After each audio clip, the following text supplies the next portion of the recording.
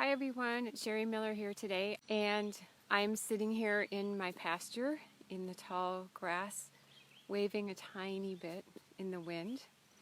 The one day I have almost no wind, I actually wanted it. So this grass behind me waving a little bit in the wind is very much like our feelings and our emotions. It has a lot of similarities to it. So, and I like the visual to help you get your head around what I'm going to say. We feel the energy around us as a force acting on us. We feel the energy of everything that we encounter, or our energy in relation to that energy, as a force acting on us. And it's very much like the wind. You can't see it, but you know that it's having an effect because of the movement of the grass. And the forces that we feel affect our movement, our ability to move forward smoothly and successfully in life and to incorporate things. And the forces that we feel, the forces of energy, put us in some form of stress or fear or drive or flow. Those are the four fundamental things that we feel, and all of our feelings around that are just nuances of those four things. So if we feel like we're dragging our feet, that's a nuance of stress. And that is when your brain is thinking, oh, I should be doing this, but your gut or your past experiences or your intuition is kind of going, I don't think so. And so your head literally feels, the force you feel is your head moving ahead of you and your feet behind you. It feels like you're dragging your feet. We feel these forces like if a lot of you are showing, beaches and waves and people on the beach. Well, waves are another force. But anyway, if there's someone on the beach lying with their back towards you and they're watching the ocean, and you're kind of curious about them, you're drawn towards them, and you sort of want to know who it is or what they're looking at or something. And then all of a sudden they feel that someone is behind them or someone is watching them, and they turn around and look, and you go, whoa, right? Like you were intruding. That's a force that you felt when they turned and looked at you. So when they were facing the other way, they were absorbing your energy and drawing you towards them. And when they turned and looked at you, they had what I call a more predatory energy, a more projecting force coming at you type of energy. And that's what you felt, and whoa, it moves you back.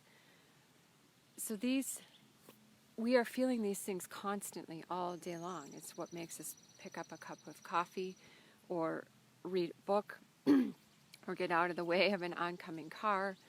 All of these things, you feel these forces. It's why you can drive a car without really thinking about it. You can be thinking about the talk that you're going to do today, or an argument that you had yesterday, and still drive your car, because your body is automatically processing all these forces. And if there's an oncoming car, it's going to stay clear of it, because it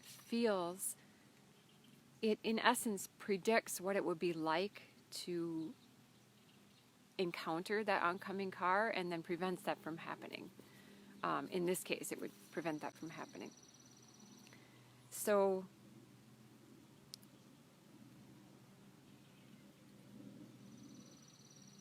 the forces that we feel are basically predictions of what will happen if we encounter something, or if we engage. And they're there, like if you're looking over a cliff, you feel that sensation of falling, but you haven't actually fallen, right? So these are really what things would be like. So they're kind of predictions, because you can't you can't just do everything for real. You have to have a simulation, a scenario, an understanding of what it would be like to engage before you engage, or we would just all die very quickly. So your brain, your body, I'm not going to say your brain, but your body as its entire system operates in that manner. It's constantly making these predictions of what it would be like and then causing a behavior to happen.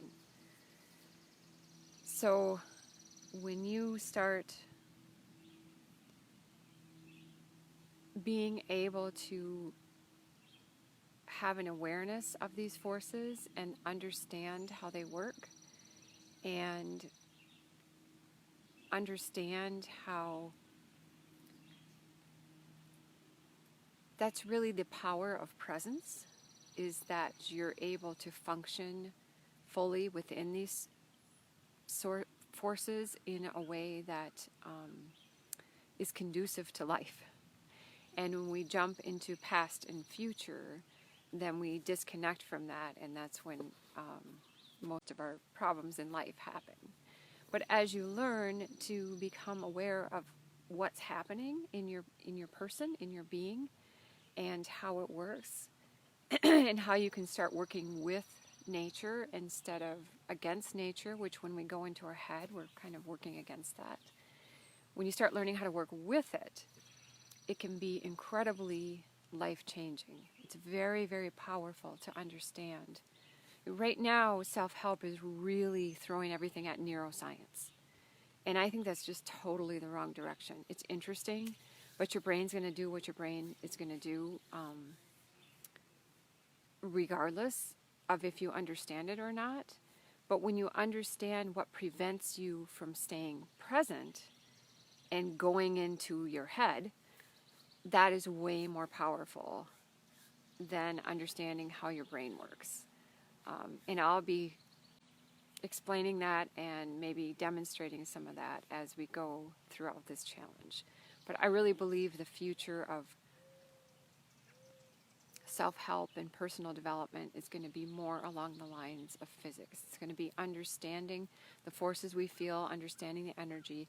And this is why I work with animals. I believe people are going to be learning this from people who work with animals, because we have to work in the energy and not in the story that is created around the energy. So I think we're the first ones to start really getting a deep grasp of what's going on, and then we pass it on to others. So that's what I will be doing throughout this challenge. Thank you.